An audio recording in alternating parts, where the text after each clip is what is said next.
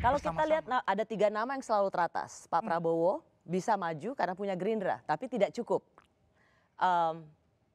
Ada Pak Ganjar, elektabilitasnya juga di 3 besar, tapi tidak diakui untuk diusung dari PDIP. Dan Anies Baswedan yang disebut dengan homeless, political party homeless, nggak punya rumah. Jadi ini punya kelebihan dan kekurangannya masing-masing. Bung Kodari, menurut Anda di antara 3 ini, sebenarnya sesungguhnya siapa yang menarik perhatian?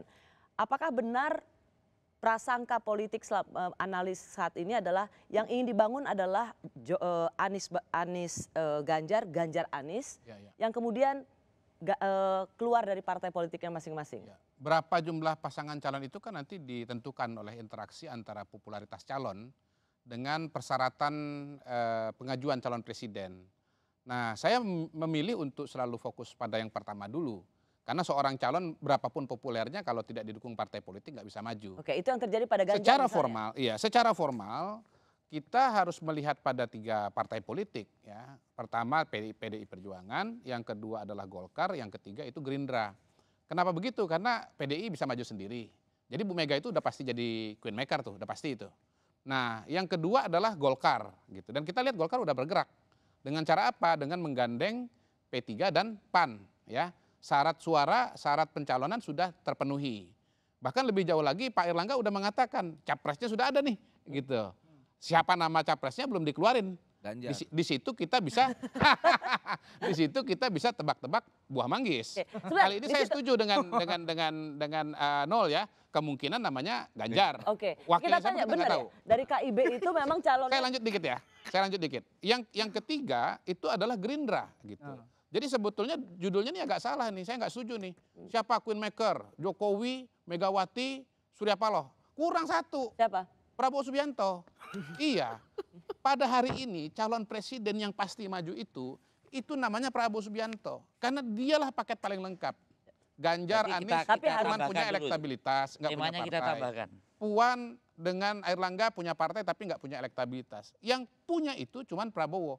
Tapi juga tidak bisa sendiri. Soal beliau datang ke Nasdem itu kan bagian dari kelebihan seorang jenderal politik di lapangan kan begitu. Dia datang kepada Pak Surya Paloh, walaupun kursinya lebih besar, walaupun elektabilitasnya lebih tinggi, karena dia sadar kalau sendirian nggak bisa gitu. Sehingga calon presidennya dari Nasdem Tower ini adalah Prabowo.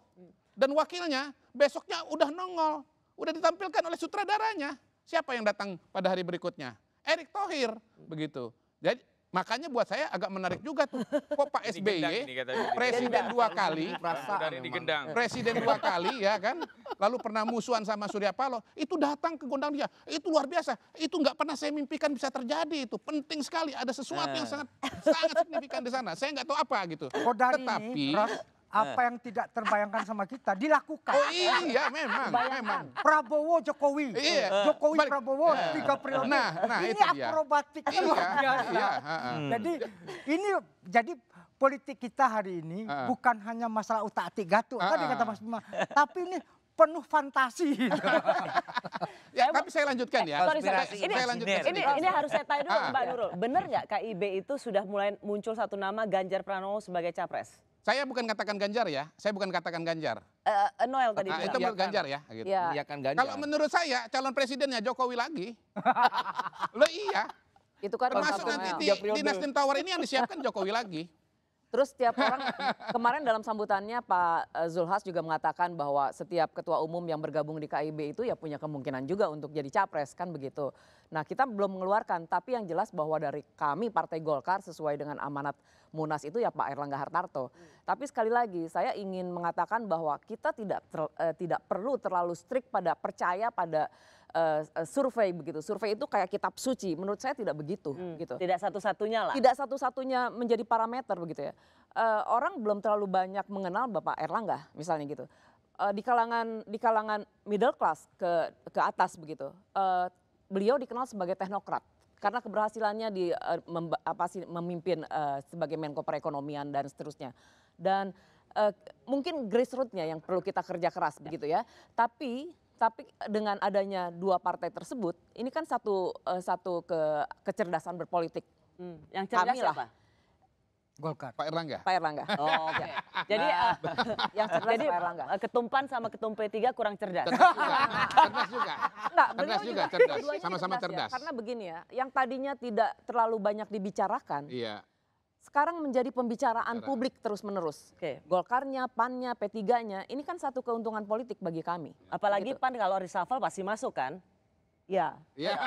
mudah-mudahan ya. Iya, I don't know, itu kan Pak Ngomong-ngomong, Jokowi. Rabu Pahing tanggal 15. Pas hari Rabu. Tapi Ros, begini, KIB juga bukan terus KIB ini menutup diri, kami juga masih membuka diri untuk bergabungnya partai-partai lain. Ini kan baru tahap awal, baru chapter Iya. awal begitu. Caimin ketum PKB juga bilang mau ke koalisi Indonesia Baru asal dia capresnya. Iya, ya, udah sesak, udah penuh, udah ada P3 di situ.